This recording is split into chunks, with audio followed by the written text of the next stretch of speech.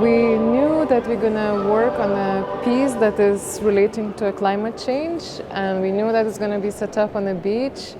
And when the need for a name, for a title came, we realized that we need something quite light and something very relatable, because if you say an opera on climate change, it sounds very heavy, and Sun and Sea sounds light.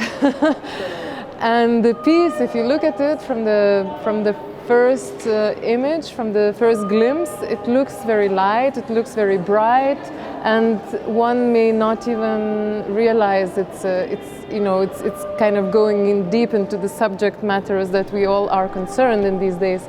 For us, it is a place which was a comfortable situation to speak about the climate change, and it's packed in a very light and easy package. It's very beautiful, very tempting, but underneath we have this difficult topics.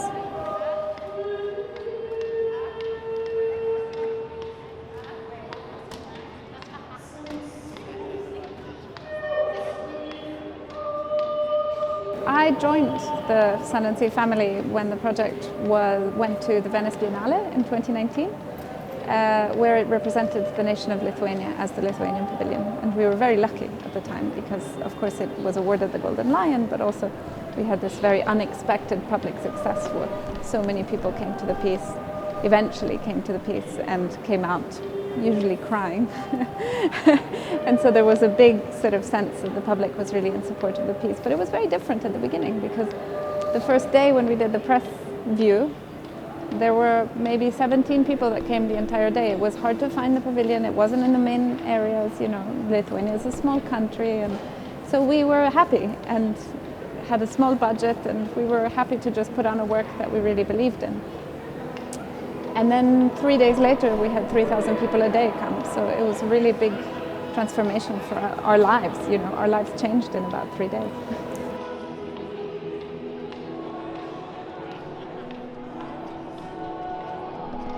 This is the collaboration of 3 women. So the fact that I am director, it doesn't mean actually anything, because we developed the piece all together. So our attempt was to make each layer of the work equal.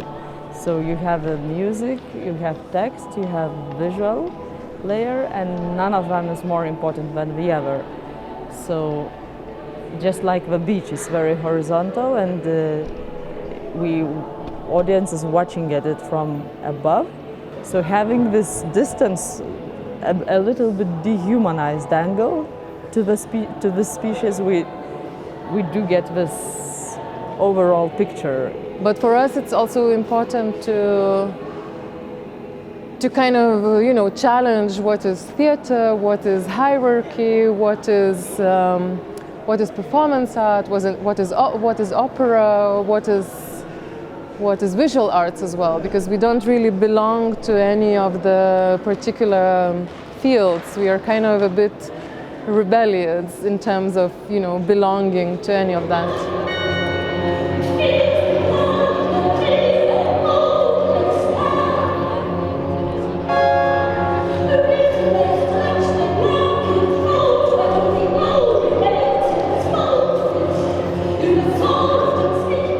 I think one of the biggest sort of questions that are being raised by this kind of piece traveling through time, really, as well as through the world, is also about the role that art can play in the environmental emergency. So I think in 2019 it felt like enough for art to bring awareness.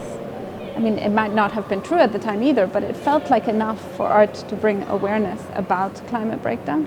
And now we find ourselves 4 years in, after a pandemic that stopped air traffic and then it came right back. After social movements that sort of pushed for radical change, and then reactionary movements came right back, we find ourselves in 2023 going, well, what more can art do? And obviously this piece doesn't seek to be an activist piece, but for me as a curator, I ask myself about the role that art can play in the environmental emergency all the time. And I can see that art has these many, many, many roles to play. And so I think it's a piece that can prompt people to ask themselves those questions. So I think our approach to the problems is very poetic, and it's not, and this is why we don't call ourselves activists, because we are not, it's not a loud piece, it's not asking for